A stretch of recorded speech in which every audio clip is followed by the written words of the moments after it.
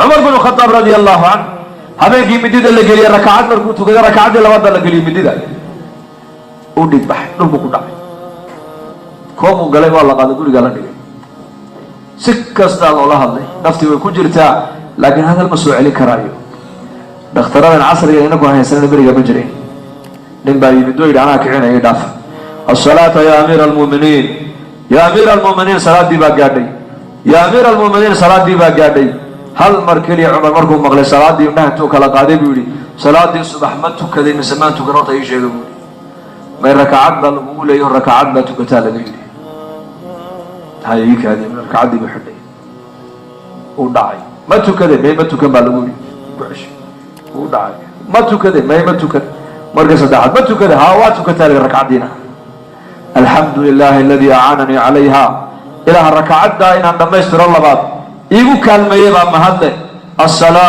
الصلاة ولا حظ في الإسلام من ترك الصلاة ورويه صلاة كدلاله ورويه صلاة كدلاله وريك صلاة كتجي يقول عمر بن الخطاب دين الإسلام من نقاس نصيبكم من هدين تولي هذا الكاس عمر كدنت خلاص دعوته عمر كدنتي دردارم كدنتي نصيحه كدنتي أمر بالمعروف كدنتي أنا قلنا ما أنت محاكم لمنا أخيارتين محاكم لمنا يسا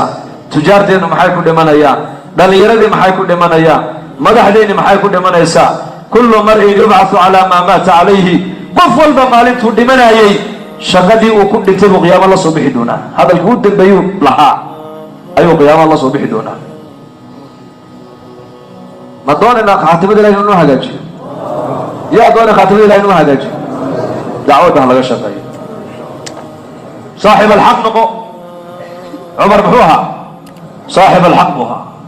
عمر توقع كما الصوت هذا عبو نبي يري إلا الشيطان كنا توقع كالحقك وقبحك صاحب الحق دمر حبشيات أي النبي قوم بلن قاده هدو يهود خيبر كسوق قوليستو إن النبي قوم عيارة يا ويوري ما دل النبي قوم تسدفوت من دف مرقام النبي قوم فرديا سكايا يا وإلى لي النبي صلى الله عليه وسلم ودورة يقولون تدو دورة يا هداية دو كفكرة يا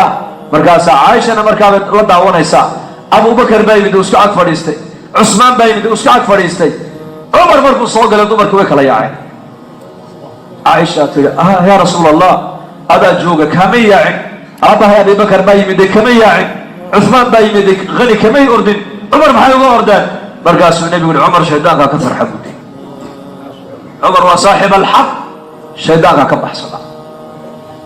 صاحب الحق إن نقطة لقاتون إياه والدين تا إلهي دعوة دا إلهي نسيي أيا لقارة بين تكون نقطة صاحب الحق إن لم تكن داعيا فتكن مدعوا حتى تتكادوا خيرك ويهري ويدو هذا لا شرك الله ويهري زمن كنا وزمن الدعوة مع زمن العبادة معها زمن وزمن الدعوة دا